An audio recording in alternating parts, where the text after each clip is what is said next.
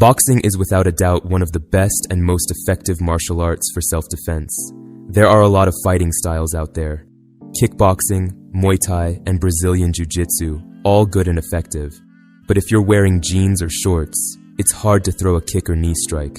You won't feel comfortable, and obviously, you can't just take off your jeans in the middle of a fight. You never know when a street fight might happen, and you won't always be dressed for it. But if you're a boxer, you can defend yourself no matter what you're wearing. A jacket won't hold back the power or speed of your punches. And if it does, you can easily take it off if needed. The best part? You don't need to join a gym to learn boxing. You can start right at home. After mentioning in a previous video that I've been boxing for 4 years now, a lot of you asked for a video on how to start boxing from home, and today, it's finally here. Before we dive into techniques, let's first get your body in shape for boxing. A boxer's physique is strong, tough, and can take hits like they're nothing. To build that kind of body, you'll need to go through some intense training. First up, muscle strength. Strong muscles are essential for making your punches more powerful and impactful. One of the key exercises to boost punch strength is explosive push-ups. Lower yourself down, then push off the ground with all your strength to lift your body up. This exercise will give you powerful straight punches as you're pushing 70-75% of your body weight. If you get used to this exercise, your jab and cross will become much stronger. Aim for 100 reps, breaking them into 10 sets to make it easier, or 5 sets if you're already strong. Do this exercise twice a week. It's one of the best for strengthening straight punches. Explosive push-ups are part of plyometric exercises, which I'll talk more about later. Plyometrics involve quick, explosive movements, like jumps and rapid lunges, to build strong muscles and transform your body. The second exercise that really helped me a lot is weighted pull-ups. Since my main sport is calisthenics, I've been doing this exercise regularly and consistently. The pulling strength I developed after a year allowed me to pull weights that even bodybuilders struggle with for years. The intensity and difficulty of the exercise are what make it different from the lat pull-down machine. You're literally pulling your entire body weight, plus any extra weight you add. Over time, my back started to widen, and this really helped me in boxing. A strong back is crucial for balance and stability. When I threw powerful punches, they were rock solid, and I didn't have any trouble keeping my balance. It also improved my hand speed. When I threw a punch, I could quickly pull my hand back, which made it easier to defend and keep my guard up. A strong back means a stable, fast, and powerful punch. Everyone knows that the power of a punch starts from the legs, hips, back, and then the arms. A strong back will enhance your punch even more, so don't neglect training your back. The third exercise, core training. This is super important for boxing, and it's something you really need to focus on, my friend. A strong core means better balance and more punching power thanks to stronger rotational force. Since the core is the link between the lower and upper body, it's the most crucial area a boxer needs to strengthen. Like I mentioned earlier with the back, the core is another key area where punching power is enhanced through rotation. Plus, strong core muscles help absorb impact and protect your internal organs from powerful punches. The main core muscles are the abdominal muscles and the lower back muscles. You can strengthen them with exercises like hanging leg raises and incline sit-ups. For the lower back, back extensions are an excellent choice. Personally, I focused on one exercise that targets both the abs and lower back, the ab wheel. I bought one for $8 and it was a great investment. The ab wheel is the best exercise you can do to strengthen your core because it targets almost the entire core, building a very strong midsection. Exercise 4. Explosive squats. Explosive squats are a powerful exercise that strengthens your legs and falls under plyometric training. Performing repeated reps until failure will build strong legs, which in turn will give you more power and stability in your punches. It will also make it easier to move around during a fight and execute your boxing combinations effectively. Additionally, this exercise will help you rotate your hips to generate the maximum amount of power. Exercise 5. If you want to become a boxer, it's crucial to start building strong calf muscles. Strong calves give you explosive power, making your punches more impactful and allowing you to jump and change your position easily to execute combinations or dodge punches and counterattack. My two favorite exercises for this are hill running and jump rope. Both exercises put excellent pressure on the calf muscles, and over time, they will grow stronger and bigger. You can also try calf raises as an additional exercise. With this, we've covered the strength part, so now let's move on to endurance. Exercise 1. Running. The most obvious and effective benefit running provides fighters is the ability to increase cardiovascular endurance.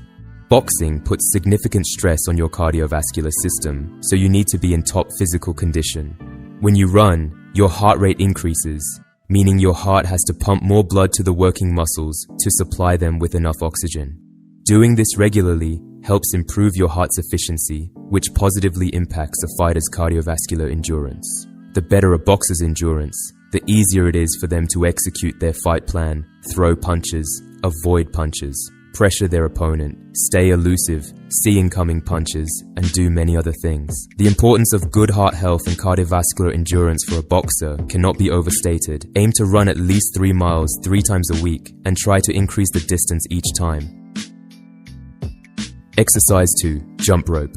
Jump rope is one of the things that has helped me improve my endurance, skill, and footwork the most. It's a very simple exercise, but incredibly effective. It improves your foot movement and strengthens your calf muscles and arms. Start the exercise, push yourself, and see how far you can go. Set a goal and reach for failure, and each time, try to set a new personal best. Third exercise, interval training. Interval training is a type of high-intensity workout that includes short rest periods. I like to do this by throwing a 4-punch combination on the heavy bag and repeating it non-stop until failure. Then, I take a 2 to 3 minute break and repeat the same thing. I do 5 rounds, but you can start with 2 rounds and gradually build up to 5. This exercise has significantly improved my endurance in the ring and has helped me last until the end of matches. These exercises I've mentioned will greatly enhance your endurance. Now let's move on to the technical side. Boxing stances. There are 2 stances in boxing, southpaw and orthodox. If your right hand is stronger than your left, the orthodox stance is the right choice for you. In this stance, the boxer places their left foot and left hand forward, keeping their left side closer to the opponent while the right hand stays back. This is the most common stance, and it's the one I use as well. If you're left-handed, the southpaw stance is more suitable for you. In this stance, the boxer positions their right foot and right hand forward, keeping their right side closer to the opponent while the left hand stays back. However, you can train your weaker hand to become stronger, allowing you to fight in both stances. A great example of this is Terence Crawford, the undefeated champion who originally favored his right hand but trained his left hand to develop knockout power. Punches. Jab. The lead punch, or jab, is thrown with the lead hand. Left for right-handed boxers, right for left-handed boxers. This punch isn't meant to knock out your opponent, but it's a setup punch for what's to come. When you see a jab coming, it's often setting up a more powerful punch. Keep your thumb outside of your fist to avoid injury. Extend your arm straight forward while keeping your chin tucked under your shoulder. As mentioned earlier, this punch is mainly for checking. Cross. The cross is similar to the jab because both are thrown straight forward. However, the cross is delivered with the rear hand, which is stronger, making it the most powerful punch in your arsenal. The cross generates the most force due to the body's rotation, including the shoulders and hips, which allows you to transfer maximum power from your body to your fist. There's right. It has broadly the same body mechanics as the straight right hand and the right hook. Hook. The next punch is the hook, which can be executed with either hand depending on your position. And it's the second most powerful punch after the cross, and it's the most common punch for causing knockouts. This is due to the punch's side angle. When it connects with the jaw from the side, it causes the brain to move inside the skull, which leads to a knockout. To throw a lead hook, rotate your hand around your opponent in a semicircular motion. Imagine your opponent has their hands up in front of them. If you throw a straight punch, it'll be blocked. But if you throw a somewhat circular punch, it'll go around their hands and connect. Your elbow should be about shoulder level or slightly lower, almost as if you could balance a tray on your arm in this position, and the tray wouldn't fall. Next, we have the uppercut, which can be executed with either hand depending on your position. From the guard position, lower your hand slightly and pull it back a bit. The concept is similar to the hook, but instead of coming from the side, the punch comes from below. Many people lower their hands too much, signaling their intent to punch, which is a mistake. Lower your fist to about your abdomen, and then drive it straight toward the uppercut increases when you lean to the right or left, as seen in the peekaboo style. We also have the body shot, which is simply a low hook. There's another punch called the smash, which is a mix between a hook and an uppercut. You won't see it often, but the best to execute it was Razor Ruddock. We've covered the punches. Now let's talk about defense. Let's start with the guard. Place your rear hand close to your rear cheek and position your lead hand about 4 to 6 inches away from your lead cheek. Don't let your elbows flare out. Basic defenses from this guard include blocking, deflecting, slipping, and footwork. For example, Canelo Alvarez, one of the most strongest boxers today, often uses this traditional guard. This guard suits boxers who rely on long-range fighting strategies and those who focus on counter-attacking.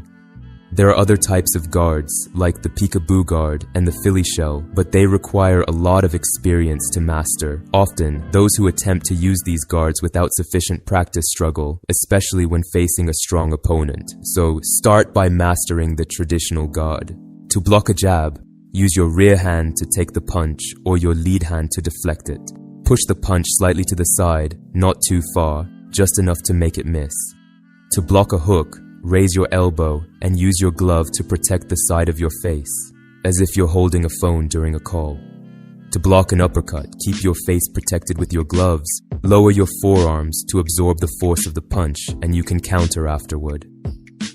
Head movement. To get your body used to slipping, make a slip bag. I remember making one with cheap materials when I started boxing. It was Mike Tyson's favorite exercise for head movement. All you have to do is punch the bag, and when it rebounds, slip to the right or left, using your feet to move around and execute a boxing combination. Imagine you're dodging your opponent's punch and countering. Tyson moved his head continuously without stopping and watched the bag closely. After slipping, he would attack, which helped him transition quickly from defense to attacking. If you know someone interested in boxing, try sparring with them, focusing on improving your head movement.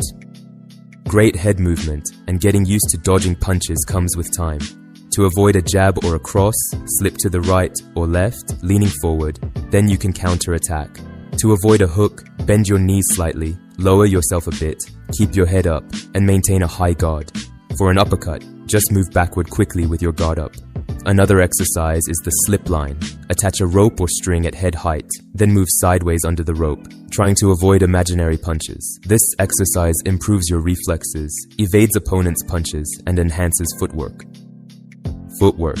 You need to know when and where to move, but also when to stay in place. You'll get good at footwork when you can move around while maintaining your form and balance. If you have a boxing friend, find an enclosed square space, and each of you should try to close in on the other. Try to move right and left without getting trapped in the corner. You might make mistakes, like crossing your feet, but with practice, you'll improve.